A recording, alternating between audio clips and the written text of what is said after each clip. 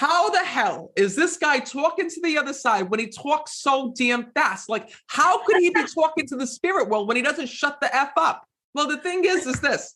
The souls don't talk to me like this. They don't say, oh, Matt, I'm this person's mother. Tell them I'm okay. Matt, I'm this person's father. And by the way, can you let her know her grandfather's here? And we used to have the boat host. No, what it is quick bits of information. So if spirit talked to me the way that me and you are talking right now, it would take forever for them to describe what the hell was happening.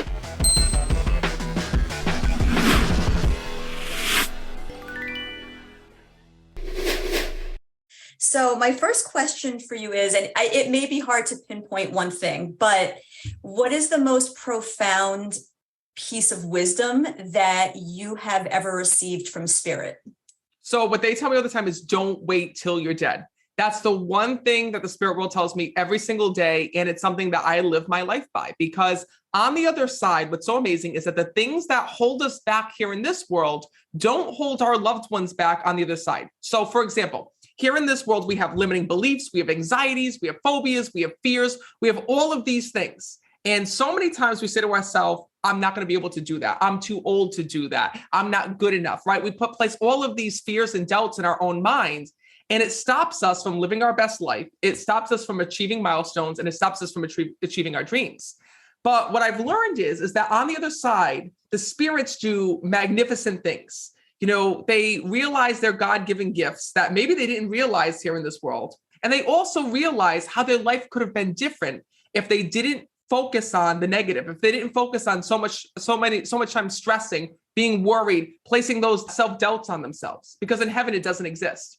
So I don't know if you've learned this from the work that you do, but what is it that, obviously I know that when we're on earth, we have a natural fear of death. And I think that's what everything comes down to, right? Like any phobia, if you kind of like trace it to its origins, it's a fear of something happening to us in one way or another. And some people, I think, they almost associate emotional annihilation, whether it be rejection or even something bodily, like, oh, I'm afraid to do this because I might get hurt. Everything almost comes down to a death, like a death of the ego, of the identity, or of the body, right? So like, what do they say causes fears, phobias, and why do we all have different fears and phobias? So what's interesting is if you look at a baby, right? You look at a little kid doesn't have phobias and fears when they're younger, right? Like I know that right now, Royce, he's only 9 months old and he's not afraid of anything.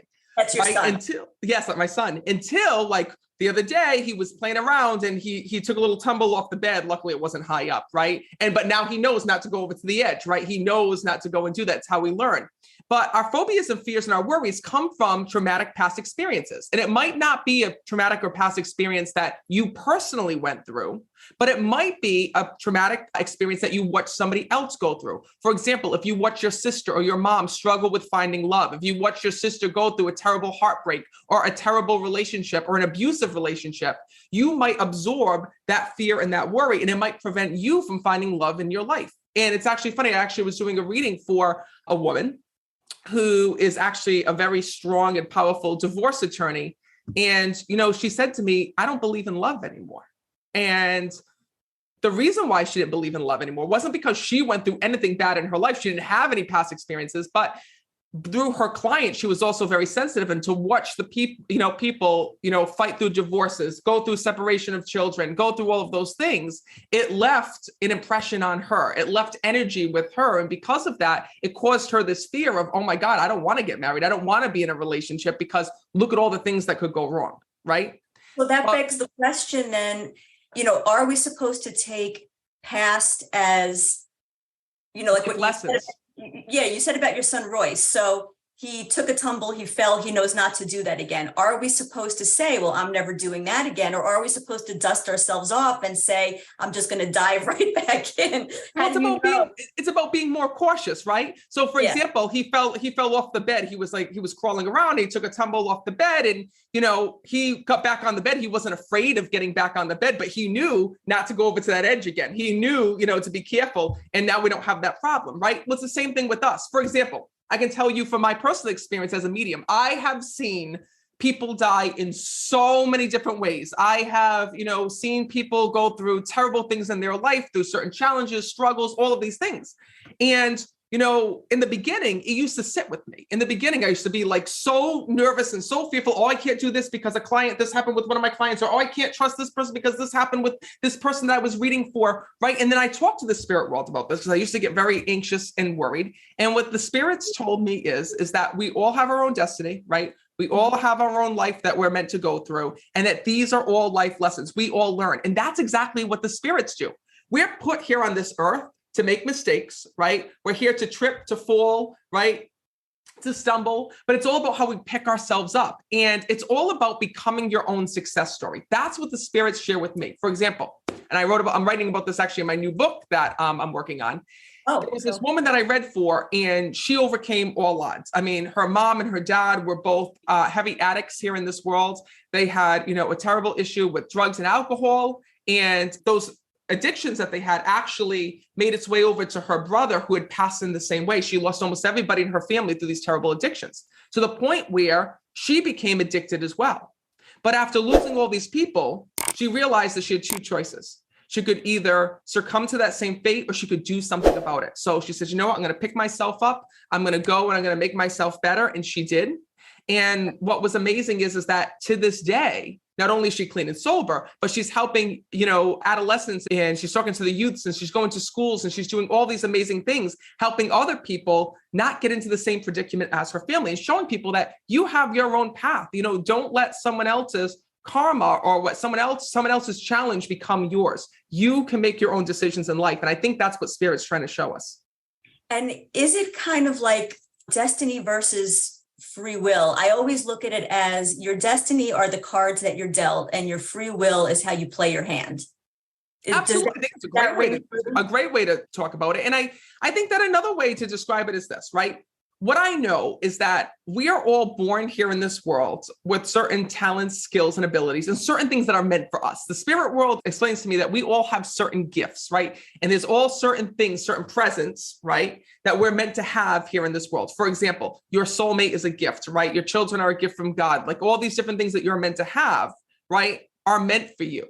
But let's say that you could have 3 children, right? You might choose only to have 2. You might choose only to have 1. At the end of the day, you're making your own decisions. And what I've also learned from spirits, we're not born here alone. We're born with an angel. We're born with a spirit guide. We're born with souls that watch over us.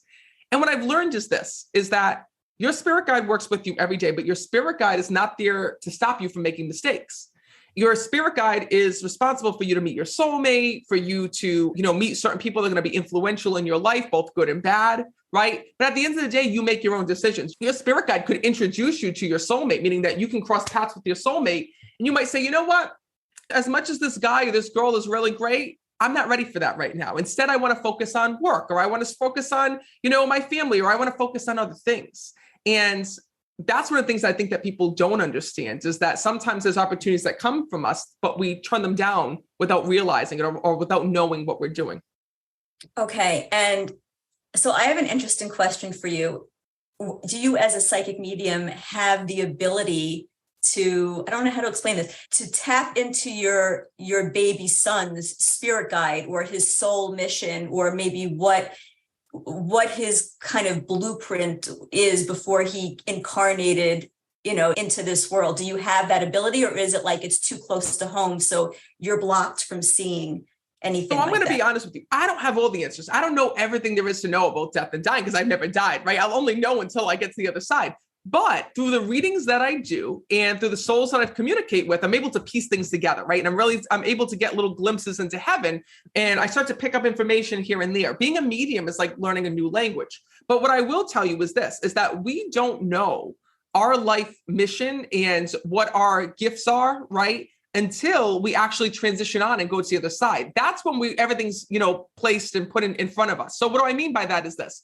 All of our journey here in life is all about discovering ourselves, discovering our true self, discovering our potential, discovering our gifts, all of those things. I think I know what my life mission is, right? I'm pretty sure my life mission is, and the reason my life purpose is being a psychic medium, helping people connect with their loved ones, and showing people that there's more to life. But I won't truly know that until I die. When we pass on, is when our whole life is shown in front of us and we're like, okay, this is why we were put here on this earth. And this is why, this happened within our life. That is frustrating. I don't think it's frustrating. I think it's amazing because we're not meant to know everything. Life wouldn't be fun if we didn't know. Like, for example, I like to think of it as this, right? Our life is like we're driving. It's almost like when you're driving on the highway at night, you can only see where your headlights show you, right? You know where the destination is, you know where you're going, but everything along the way, you can only see so far. Well, it's the same thing with us. And even when I'm doing a reading, I don't know everyone's life from start to finish. And even when I'm giving a reading for someone, right? A lot of times when souls come through, they'll only give me little bits of information to help that person along their way. But even for me, spirit's not there to help us cheat life. Like I can't just get the lottery numbers or know, who's going to win in the horse race or this or that. Right. They want us to do the work here in this world. That's why we're here.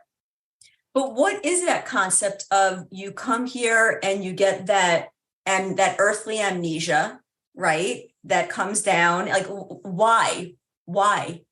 I don't understand the question. Yeah, why do we have to come in with that amnesia? Why aren't we able to bring all of this wealth of knowledge that our soul has accrued when we come in, when we're born? Well, so you don't. So what's interesting is that you learn while you're here on earth, right? We don't bring information with us. We bring information with us to the other side. We don't bring information with us to this earth, to this world. That's why the spirits are more knowledgeable than we are, right? It's the reason why our loved ones on the other side have access to informations and things that we don't as humans, right? And it's the reason why a lot of times when they'll come through and they'll speak to us, especially when they talk to me about the life lessons, the things that they learned here in this world, the reason why they're so knowledgeable is that they learned it here in this world, right? That's why we're put here. We're here to learn life lessons. So when we transition on to the other side, there's something called universal knowledge. So universal knowledge is that every single thing that you do here in this world is worth something and it means something, right? Everything that you go through, you might think it's a personal thing that you're going through. For example, an addiction, a health problem, a mental problem that you're going through here in this world. You might be feeling like you're fighting it alone and that you're going through it yourself. But one day when we transition on to the other side, everything that we've learned here on earth as a soul, right, gets recorded and it's shared as a wealth of knowledge to the other side. What I mean by that is this. People will say to me all the time, well, Matt, how did my mom know this? Or how did my dad know that? For example, I was talking to this man, he was a stockbroker. And he was having issues. He was starting a financial company and there was this issue in this financial company. And his mom came through in spirit and started giving him like all of this advice of things that he could do and where she saw his like life was going and whatnot. And right away he was confused. He's saying, Matt, I don't think you're connecting with my mother. And I'm like, what do you mean you don't think I'm connecting with your mother? And he says to me, well, my mother didn't know how to write a check here in this world. My mom didn't even, she knew nothing about money. She knew absolutely, nothing about finances. How could she be telling me this advice from the other side? Well, it's because of universal knowledge.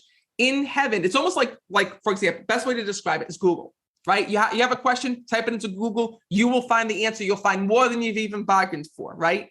Yes. Same thing with the other side. So in spirit, if spirit wants access to information, it's like doing a Google search, like all the information is just there. Okay, so that brings me to something else I'm a little confused about. Everything that I've studied about the spirit realm and the soul, I've come to believe, or I've always read or heard that our soul does reincarnate over and over and over again. And we've had many lives and we bring certain gifts and our soul brings some knowledge in from previous lives. But in your book, you actually say that has not been your experience in terms of what you've learned. Exactly. So I've never researched any of this. I have never picked up a book. I've never read about the other side. So the thing is that, when it comes to research, right? The thing is that I trust the information that I get from the spirit world, and everything that I write about, everything that I teach is off of my own personal belief system of what I've learned from all of these years giving readings. So I can't back something just because I read it in a book. I have to know and hear it firsthand from the spirit world. So I've never met a soul that was reincarnated that lived over many, many years and came through to me. That's never happened. So until that happens, I can't teach it because no one told it to me. I'd be lying to you. I can't. For me, as a medium, I can't stand behind something unless I have the facts. So throughout my whole life, even becoming a medium, I was never taught this. There is no Hogwarts like in Harry Potter where you can just go and learn to be a medium. Everything that I've learned, and I'm still learning every day, I still have a lot to learn. Everything that I've learned every single day, I've learned from the readings that I give. And I've asked the other side many questions when they've come through. What has your experience been like with dying? How do you know this information? How do you know this? How do you know that? And I've started over these years to put the pieces together. And that's how I've been writing my book.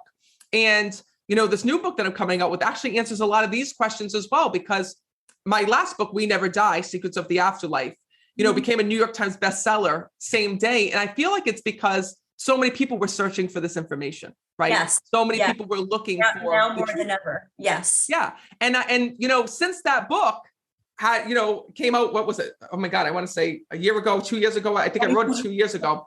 Yeah. I wrote it during the pandemic. So back, about two and a half years ago, 3 years ago, I started writing it. That is. I've learned so much more since that book was even published. It's a never-ending source of knowledge for me. It's almost like when we're learning a new language, right? You're constantly learning new words, new definitions, and things like that. And listen, I'm not here to knock anything or to knock anyone's belief system, right? I can only talk about my own experiences. That's just what it is. Right, what's been shared with you. Exactly. And I think another thing that people are trying to understand, and I try to piece it together myself, is that when you say you're with a sitter, which is the person that you're reading, and you say, oh, your grandmother or your grandfather is standing right beside you, or they're standing in back of you. Explain to me what that is. Are you speaking figuratively, or are you literally seeing them as clear as you're seeing me right now? So I don't see them as clear as I see you, right? But I do see shadows and figures. I see a figure, and I'll know right away that's this person's father, that's this person's father. So listen, every medium is different, and every psychic has a different way of connecting with the other side. Like my grandmother used to get omens and premonitions. That's how she was a psychic medium. My mom is a card reader. She reads cards, and she's a life reader. She can tell who you're going to marry, what's going to happen 5 years from now, things in your life that are going to happen. That's how my mom connects with the other side. With me, I see the departed. So how it works for me is that I will see, shadows or a figure, right? And then right away when I connect with that soul, I'll hear, okay, I'm this person's father, I'm this person's mother, and they'll start to tell me quick bits of information. So that's how it works when I'm out at a live event. So when I'm at a live event, what's really cool is that for me, it's almost like the audience disappears, and all I see are figures there in the audience. This person over here, I'll see a figure, and I'll be like, okay, that's this person's father. If I see the figure of a child over here, I'll know that this person lost a son or a daughter. And it's really like going and piecing together, using all of your senses, where I'll see them, sense them, feel them, hear them. And depending on how that soul communicates, when they come through, the information is always different. Are you seeing the outline of what looks like a human body, or are you seeing something different than that? I wouldn't call it really outline. I mean, the only way I can describe it is, I would say like almost like a shadow. Like that's how I would explain it. Okay. Or a silhouette. A silhouette is the perfect example. Silhouette. Now so you're getting the silhouette, plus they're telling you, I guess, telepathically, I'm this person's whatever. I'm glad you said that, because, a lot of people don't realize, like a lot of the one things that, I try to teach people how it is, because a lot of people don't understand, right? So for example, like the number one question I get is, how the hell is this guy talking to the other side when he talks so damn fast? Like, how could he be talking to the spirit world when he doesn't shut the F up? Well, the thing is this. The souls don't talk to me like this. They don't say, oh, Matt, I'm this person's mother. Tell them I'm okay. Matt, I'm this person's father. And by the way, can you let her know her grandfather's here? And we used to have the boat host. No, what it is quick bits of information. So if spirit talked to me the way that me and you are talking right now, it would take forever for them to describe what the hell was happening, right?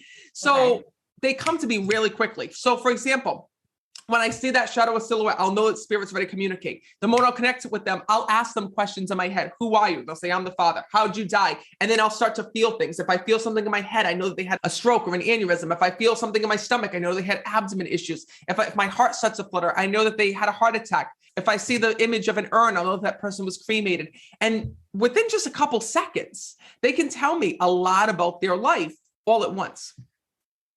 And their connection to their life, do they have human emotions connected to the life, or is it more like as if somebody were telling a story and it's more detached? I don't know if that makes any sense.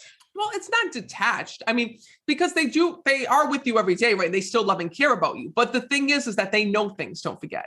So for example, I think the question that you're asking me is, people say, do our loved ones get worried about us? Do they get scared? Do they get pissed when we're dating somebody and they're like, what the hell was she doing with that guy? He cheated on her 3 times. He did this, he did that, right? So I think that's what people are expecting their loved ones to say or do. But you could understand that in heaven, universal knowledge goes far beyond just doing a Google search and knowing things. Universal knowledge is that your loved ones actually know what you're thinking. And I know that sounds traumatizing, right? You're like, oh, I don't want my dad to know my thoughts. I don't want my mom to know my thoughts. Right. But really what it is that your loved ones feel closer to you and they know why you made that decision. So here in this world, we have a disconnect. We have a detachment. The souls on the other side don't. So you and your mom might get into an issue because your mom might say to you, why are you dating that guy? What do you see in him? Why do you keep going back to that relationship? Where on the other side, right? Your mother in spirit would say, I know why you keep going back. I know why you keep making that decision. They see the whole picture. Exactly. Right. So that's why they don't judge, right? They don't judge for that reason. Okay, so there's a movie that I watched a long time ago, and you'll understand the reference in a second. Have you ever seen the movie Chances Are with Robert Downey Jr. and Sybil Shepherd? I have not, no. All right, I'm going to give you like a little... Okay, so in that movie, Robert Downey Jr.'s character is in heaven and he's about to be born into a baby's body. And as he's making his way to go from spirit into being born, they forget to give him his shot that makes him kind of forget everything that he's supposed to forget. So he comes down with all of this knowledge, almost like with this channel open, right? Like you have.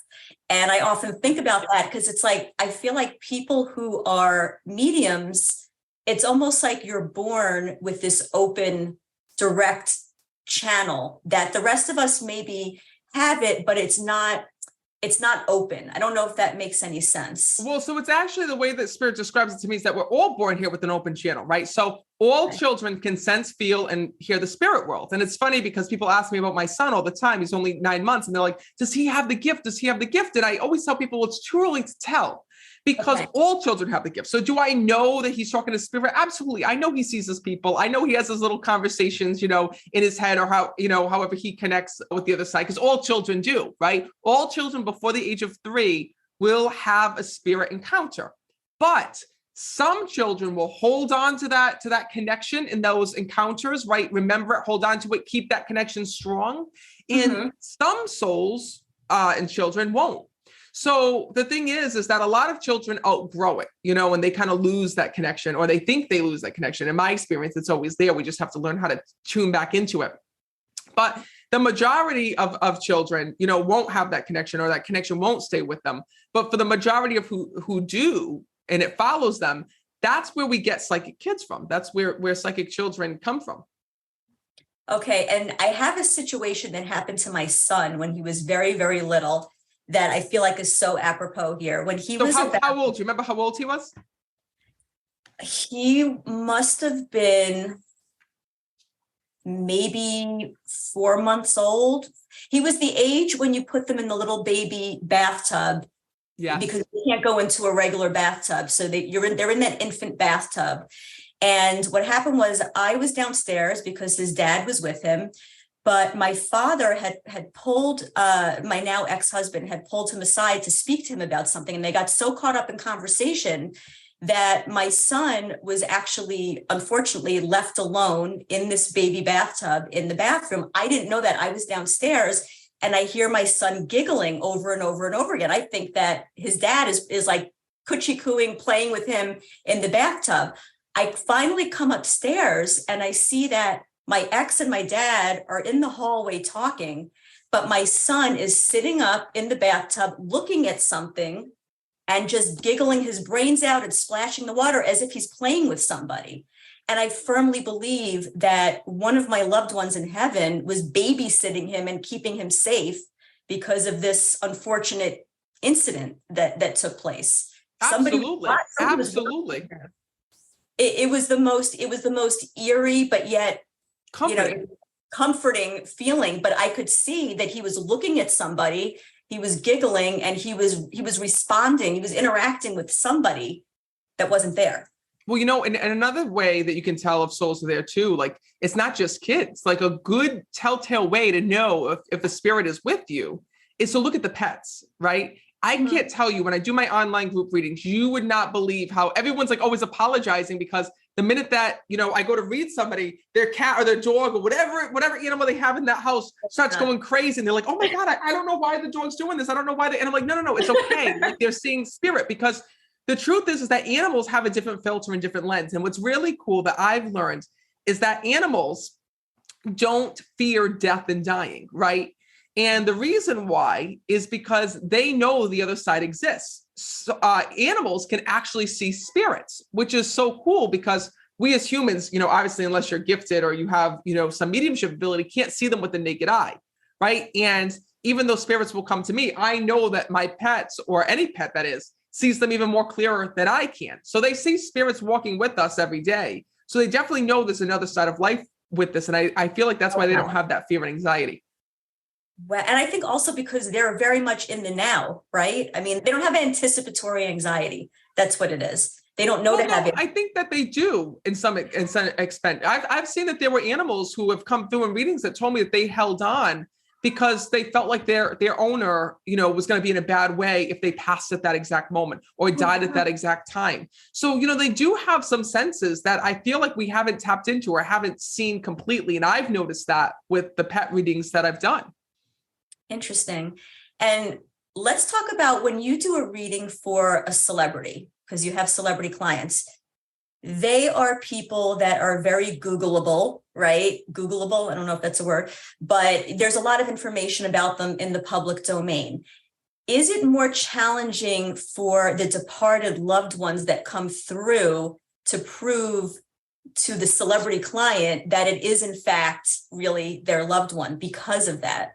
I think it's more challenging for the general public to believe than it is the celebrity, to be honest with you. And that's why I don't publish a lot of the celebrity readings. Because the thing is that I know that, anybody can come back and say, oh, well, even if that information isn't on Google, right? Somebody who's high profile, like Mariah Carey or Britney Spears or things like that, you can Google pretty much anything about them. Right. But the thing is that, when I do a reading for a celebrity, there's things that are there that are not Googleable. There's things that are there that are, secret that oftentimes come up in a reading. And I found that with celebrities, a lot of times they have two personas, right? They have what they show in the public side and what actually happens behind closed doors. Right. And a lot of times I think that if you want to know what I'm talking about, right? If you see that a lot of times when you read someone's memoir, you'll say, okay, this is how they were portrayed on TV. This is what we all saw for years and years. But when the memoir comes up, we're like, oh my God, wait a minute. It wasn't like that at all. Yeah. So to be honest with you, I got to be completely honest. When I do a celebrity reading, I don't want to know anything about that celebrity. And luckily, thank God, like I'm not somebody who, and I think the reasons why a lot of celebrities come to me is that I'm so busy every single day between the dead and the living that I have no time to watch television. The only thing that I do watch, to be honest with you, is the news, right? Or like, movies or things. But I've never been into like, it's actually funny because a lot of times when I'll get celebrity calls and they'll be like, oh my, like everybody will freak out. So-and-so wants to talk to you. And I'm like, who the hell's that? They're like, oh my God, you didn't know who that is. This, and this. And I'm like, no, I don't watch television. And it's actually funny because my wife, like, she sometimes gets more excited than I do when certain celebrities reach out because I'll be like, do you know this person? Of course I know that person, because she's into pop culture and I'm just not because of what I do. But is there a natural skepticism? Like, all right, buddy, you're going to have to work really hard to show me this is my mother or this is my father, or because so not much. At all. I'm going to be honest with you, not at all. Like it's more from the general public. Like I said, I think that when the minute you start to do a reading for a celebrity, you're automatically set up to fail by the skeptics because no matter what you say, they're going to say, even if you can't find it online, they're going to say, well, he could have Googled that. Well, try to Google it and see if you can find it, right? But the thing is that the celebrities know, right, what's out there on television and what's not. So, for example, there's certain things even in my life that, right, if like my life is public, I'm on television, everything's out there, but there's certain things that if my loved ones told me, certain things that happen, behind the walls, I would be able to know if it was my mom, my dad, whoever it is that had passed away. Right. And speaking of television, how did you wind up on television? I have no idea. To be honest with you, I don't know. Oh, come on. How did that happen? I don't know. I can't tell you when, so it's crazy. I don't know how this all began. I have no idea. People ask me all the time, like, Matt, how is it that you have this career? What did you do? And I'm like, I honestly don't know. I don't know how my book became a New York Times bestseller. I'm still trying to figure that out to this day. I am so honored and just amazed at this journey that Spirit led me on. I'm going to tell you that I started my career as an EMT. I was working at the World Trade Center in Boston. I had an amazing job. I loved the staff. I loved working there. I worked at Seaport, and it was amazing. And I got to tell you that, I started doing readings on the side, right? I was coming back into my gifts, and, I decided, what? I'm not going to keep this hidden anymore. When I sense something, when I feel something, I'm going to talk about it. So I remember at work, I would do little readings for different people, and I would do readings for my friends back, at that age, I was only 18, 19 years old. I started doing readings for my friends and whatnot.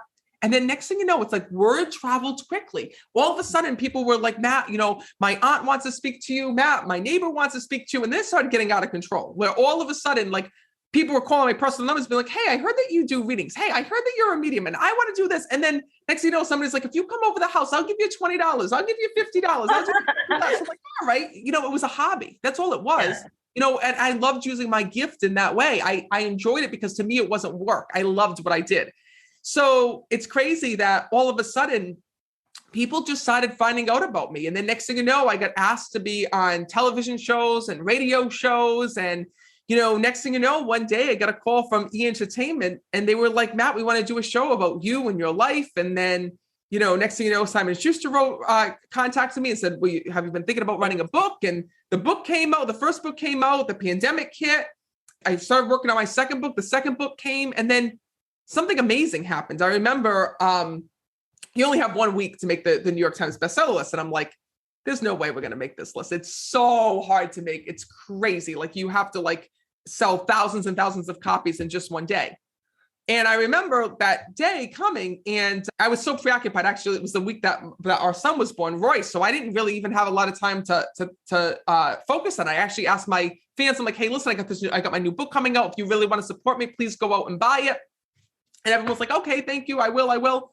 All of a sudden, my grandmother calls me up in Maine, and my grandmother lives in the middle of nowhere in Maine, right? And she's like, hey, I went to 2 bookstores. I can't buy your book. She's like, it came out today, right? I'm like, yeah, it did. She's like, hold on, let me ask. She's like, the copies that were here, they were already sold. So I'm like, amazing. Oh, that's weird. I'm like, they probably had only a couple copies. And then my sister calls me up, and she's like, hey, I went to go and buy your book today. She's like, I wanted to support you. She's like, and my local bookstore said they already sold out. I'm like, what? And then everyone started calling me, telling me that the book was sold out. And I'm saying to myself, something's off. And I remember calling Simon & Schuster and being like, hey, did the book actually come out today? And they were like, yes, it did. I'm like, I don't know if this is right, but everyone's telling me that once, and then all of a sudden, I saw social media saying, hey, I bought the last copy at Barnes & Noble. Hey, I went to this, and it started exploding. And then next thing you know, I got an email, and it was like, Matt, congratulations, you made the New York Times. And I remember I looked at Alexa, and I just started crying. And she's like, what happened? I'm like, I made the New York Times bestseller list. And she was like, oh my God, I can't believe it. And it was just incredible. I just, to this day, it gives me goosebumps, because I feel that this was a book that I had to write. I knew I had to write it for quite some time. And what I've learned is this, right? Is that Spirit will help you. When there's something that's meant for you, they will help you achieve success. And right. I know that this wasn't just my doing. I know that, the spirits and the angels and all that were around me that led me to write this book, helped to get into the hands of the people that need it the most. And I also know that that's how the people found me. I mean, the way that people have found me and have heard about me, it's crazy, absolutely crazy. Like, one woman said to me, she came to me for a reading. I said, how'd you find out about me? She goes, I found your book in the Lost and Found. She says, and I read it. She says, she goes, I felt a connection with you. I called you, and there it is. So, it's like all those connections, everyone that's on my Facebook page or my socials, I feel like they were led to me for a reason. And that's the reason why I'm on social media all the time, because I don't consider them followers or fans. I literally consider everybody extended family. Community. Yeah. You were raised a Catholic, correct? Yes. And you still consider yourself a Catholic Well, I consider my religion spirituality now, because I welcome all religions. Like even in my office, I have, statues of Buddha, Ganesh, all different, to me, I honor all religions here because I speak to people of all religions. And I've learned that there is no separation. In heaven is all one place, right? It doesn't matter if you're Jewish, Catholic, Muslim, doesn't matter what it is that you practice, right? Or what your religion is, we all end up in one place together. So why would I not? I felt like before, like I was so closed off. And then now that, I speak to people with all different religions, I learn something new from every religion and every person that I talk to. I 100% agree. It's funny. I was listening to Joel Osteen's sermons from the time I was in my 20s. And I interviewed him and I said, this is going to sound really strange because I'm born and raised Jewish. I'm still Jewish, but I can't get enough of your sermons. And I even repeat the affirming thing that he says at the beginning of each sermon, which is, this is my Bible. I am what it says I am. I can do what it says I can do in Jesus' name. But I'm very much Jewish. It's just that I'll take help anywhere I can get it. And I really feel like we really should be inclusive, and any wisdom traditions and any leaders that have walked this earth that have really incredible information to impart to humanity. I just feel like, why not embrace it? Amen. Yeah. Absolutely. I feel the same way because, like I said, I love that. I love that part. And I think that it scares people when people think of, you would not believe the people who message me that say, well, because sometimes there's mixed marriages where the husband might be one religion and the wife might be a different, and they think like, oh my God, what if we don't end up together in heaven? And it's not like that at all. We do end up with each other in heaven. There are no different heavens. It's just one. So why don't we practice that here on earth? That's how I feel, in my own personal belief system. So I welcome all religion. Okay. Yeah. The reason I ask that is because I know that Christianity, Catholicism, that there are people that are very steadfast in their belief that you don't speak to spirits, you don't connect with the other side. That goes against Catholicism or Christianity. So I didn't know if maybe you experienced any of that discrimination early in your career or in your life. It depends. I think it really depends on the person, to be honest with you.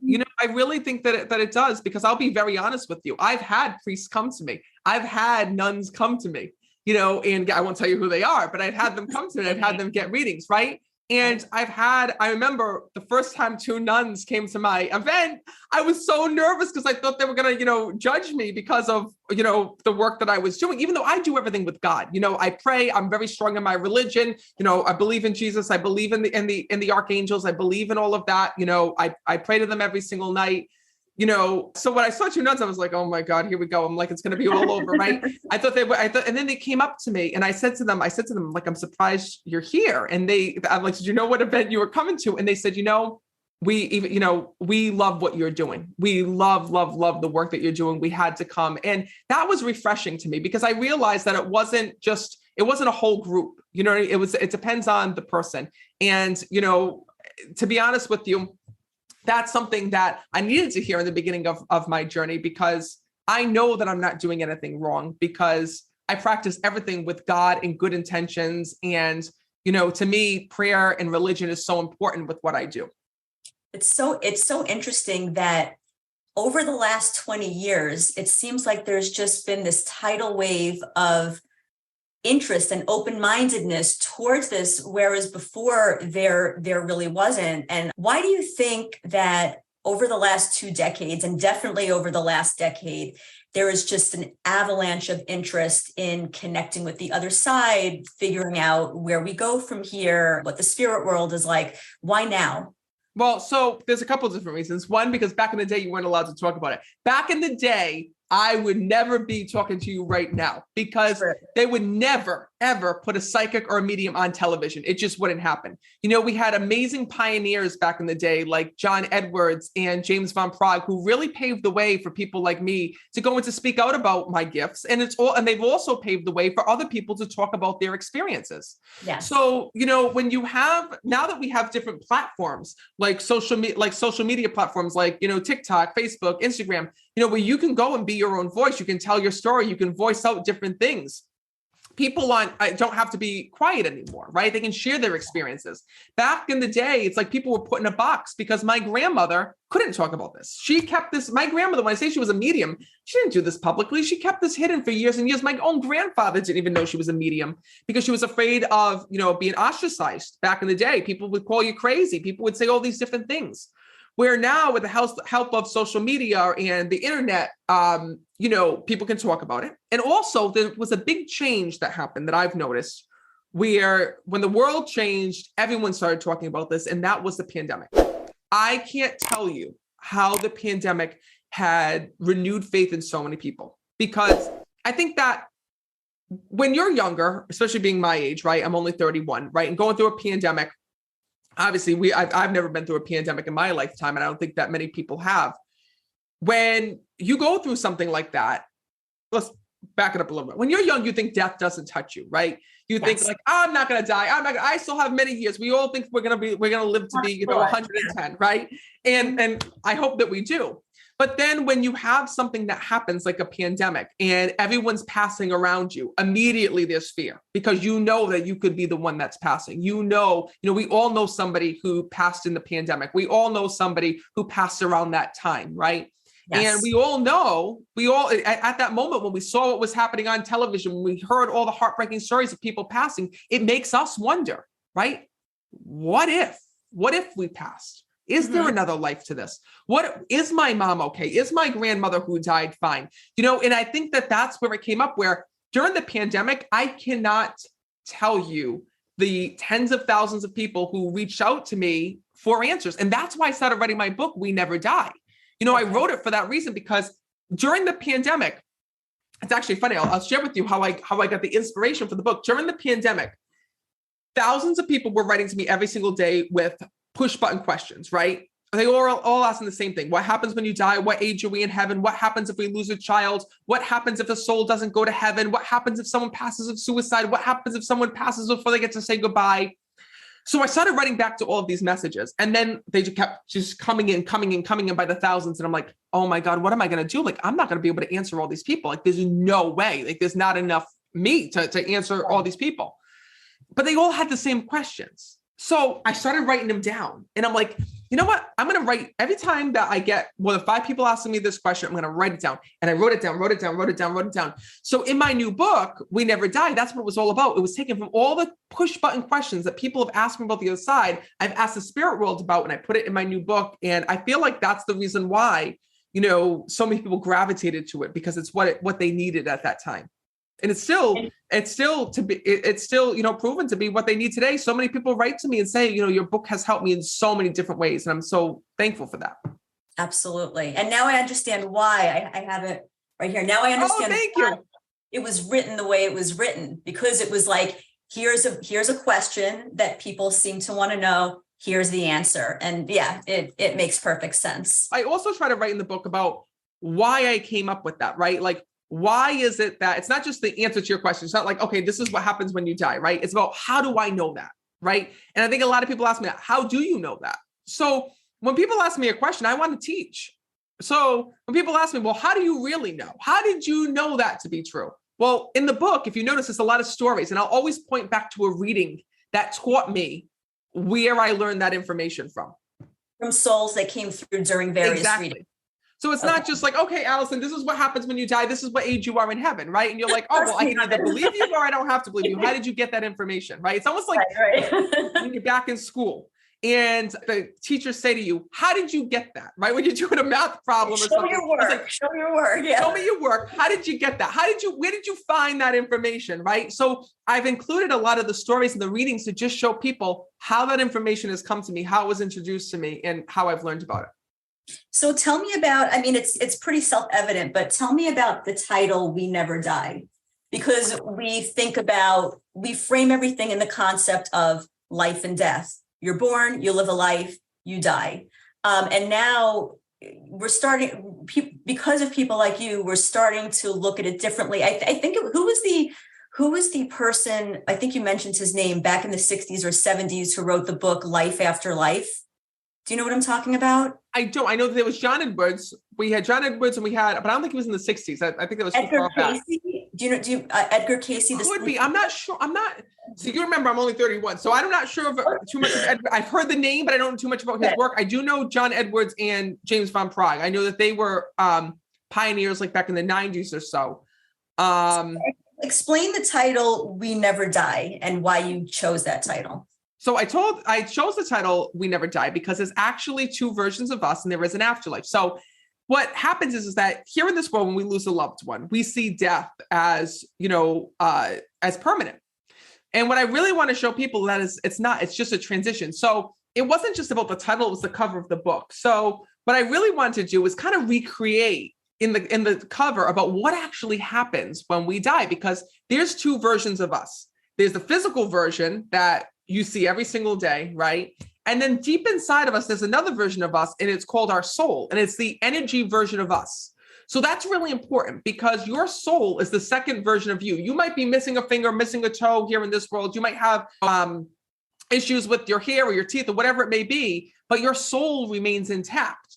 So in We Never Die, I made the cover to show you what actually happens. When we pass on, we leave our physical body here, but our soul transitions on and we don't lose ourselves. Like, for example, people think to me all the time that when we die, because we're energy, we're just this, we're thin air. Right. But it's actually completely the opposite. When we pass on, we still have an appearance. We look like we do, just without illness, without any of the challenges that we went through in life. For example, let's say, like I said, if you lost a finger or a toe, you're put back together in heaven. Okay. So you're, and I heard this somewhere. I don't know if this is true. Does everybody's appearance revert to that of like your chronological age right now, like a 30-year-old? Well, it depends on what age you felt your best at, right? So some souls will come through and they were fabulous in their 80s and they're still fabulous in their 80s in the afterlife. Some souls, may have went through a hard 10 years. They may have been battling Alzheimer's or dementia. It may have changed their physical appearance. They may have been through Parkinson's for the last 15 years of their life or whatever it may be, and choose to come through at an earlier age. It's, people always say, well, you're 35, you're forever 35 in the afterlife. But it's not always that. It's not always that case. I've even seen sometimes where, for example, I was reading this woman who had lost her son, and he was 22 when he had passed away. And for 3 years, he had battled with addictions and struggles, and it changed who he was. Both his physical appearance and his internal emotions. And he came through being, the age of 17, 18 before he even, had any of those struggles or those addictions. So it all depends on you. What I like to explain to people is that there are stored in your soul, you have every version of you within your life. Just like if you were to see a baby book, there's pictures of you from when you were first born all the way up till, whoever keeps track, lives out that last picture. Yeah. Well, if you go back through the timeline, there's all different versions of you, right? We got if depending on how old you are, right? We have the 70s versions of you, the 80s version of you, the 90s version of you. In every single version, you might look very different, right? In the 80s, you might have had the poofed and wild hair, right? 90s, you might have toned it down a little bit. The 2000s, you might have dressed a little bit more, punk rock or whatever it may be. I don't know, right? We all have different versions of how we looked, how we dress, body weight, image, all of these things. But more importantly, when we felt our best as well. So a lot of times you'll see this with older people. If you say to somebody, oh, you look so beautiful today, or you look so beautiful, an older person will say to you, oh, if you thought I look good now, you should have saw me. Hold on, let me grab a picture for you. Depending on the person that you're talking to, they might take their wedding picture out. They might take their high school picture out. There's a time in their life that they looked and felt their best. And in heaven, that's the age we return to, or that's the version. It's not really an age, right? It's a version of ourself that we take with us. Yeah. And have you yourself, I don't think so, but have you yourself ever had an NDE, a near-death experience? No, I have not. The thing is that everyone always thinks I have because, being a medium, but no, I never have had a near-death experience. I've talked to people who've had near-death experiences, but I've never had one myself. Okay. Thankfully, I don't think I'd want to. I'm so connected to the other side that's like, I don't need any more experiences. Yeah, like, I'm good. Have you had the way that people who have NDEs, they will describe, when they started the process of crossing, they will describe everything from gardens to streams to actual buildings. I mean, I'm sure you've heard your fair share of them. Have you ever been guided or given a tour, so to speak, of the other side by your spirit guides or through any of the mediumship work that you do? Not in the experience of an NDE, like not into that depth, right? So it's funny because I talked to Dr. Oh my God, her name's not coming up. Mary O'Neill. Is that the name?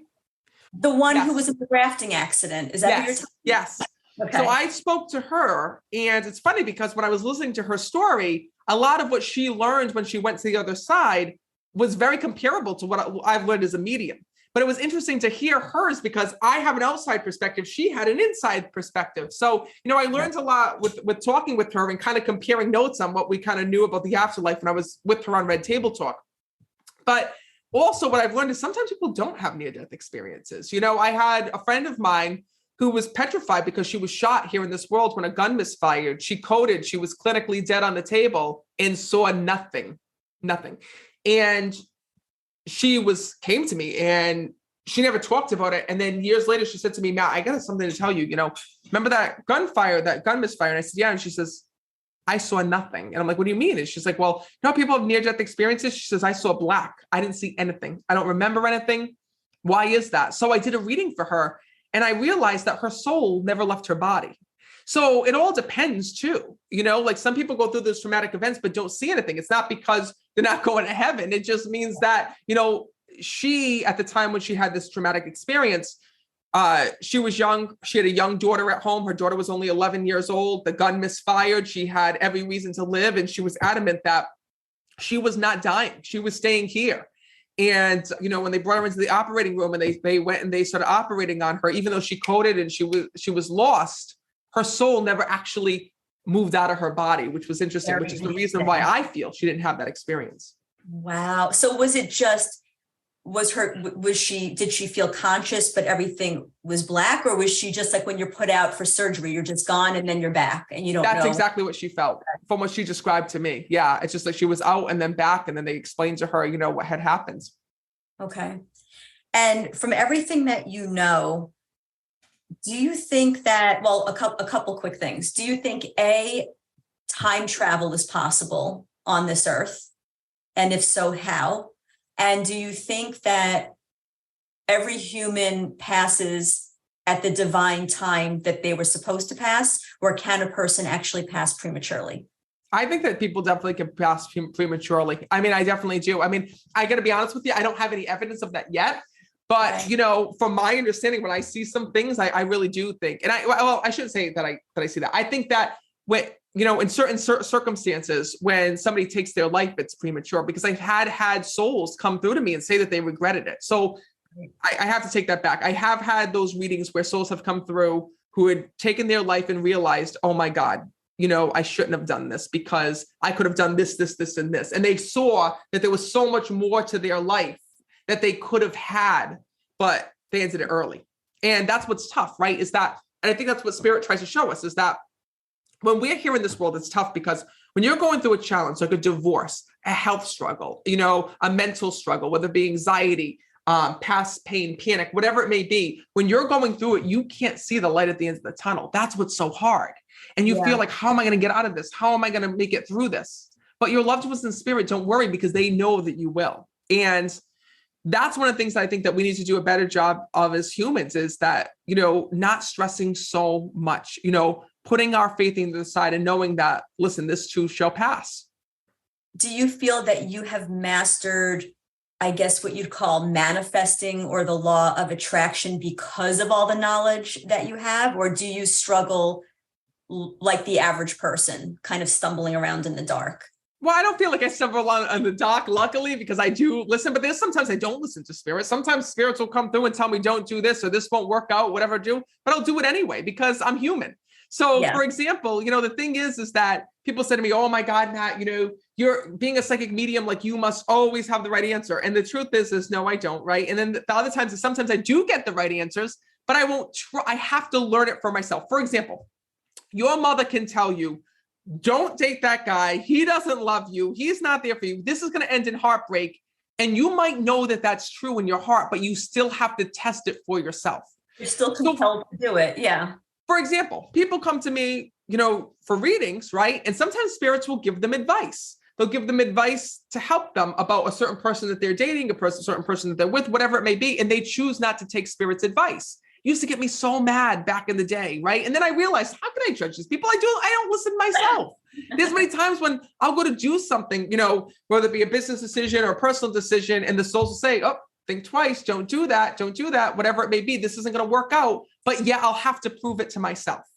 And then, I'll hear, okay, I should have listened. But here on earth, sometimes we have to make those mistakes. We have to learn ourselves. Yeah, it's part of it. And being that time is not linear outside of the three-dimensional physical world, do you think here on earth, that time travel would ever be possible or no? So I believe in everything and nothing, right? So to be honest with you, I think anything's possible. Anything's possible. And I actually think about that a lot. I mean, I'm sure that there's got to be a way, right? I think so, but I'm a time travel nerd. I don't know why. I mean, like Back to the Future is my favorite movie. I don't know too much about it. But I can tell you this, right? I can tell you that souls can absolutely travel back in time. I mean, there's no doubt about that. Like to see things, Yeah. that is. But I'm going to tell you something right now. I never thought this would be possible. I remember being a little kid, right? And watching like those futuristic movies like Xenon, Girl of the 21st Century on Disney, where they would use the tablets to talk to one another. Yes. And I think to myself, oh my God, that'd be so cool. Imagine if you could do that. And I thought it was the shit when the first color flip phone came out, never mind. Did I ever think that video chatting would be possible? Absolutely not. And when that first came out, it blew our minds, and now it's part of our everyday life. So, do I think that it could happen? Absolutely. And can you reveal the name of your new book that's coming out? I can't, not yet. If I could tell you, I would definitely let you. I'm almost done. I'm on chapter 8 right now. But once it's all done, I definitely let you know. Will it have a very different theme, or is it more of a continuation? Almost like it's going to have a different theme. It's going to have one theme that everybody has asked me about since this last book. Perfect. Okay. And any more, is Meet the Frasers still going on?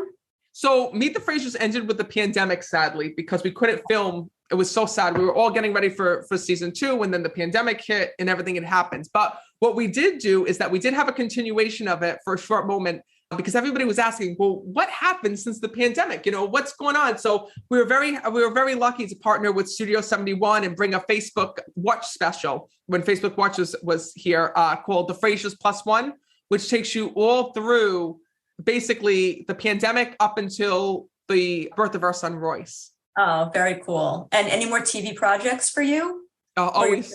There's always TV projects in the works, luckily, and I just been, between touring, between the book writing, between, filming for different TV things, it's been a journey. But, the thing is, I took some time away for a little while because I wanted to spend time with my family and with Royce. And, I think the pandemic was personally what I needed for a little bit, just to go and to relax and to get back in the zone. And now I'm ready to get back out there. So I'm really excited. Makes sense. Well, Matt, I want to thank you so much. I know I peppered you with so many questions because I find what you do, the work that you do, so fascinating, and I really appreciate it. Perfect. Well, thank you so much for having me on. It was great connecting with you. Of course. All right. Take care. All right. Thank you.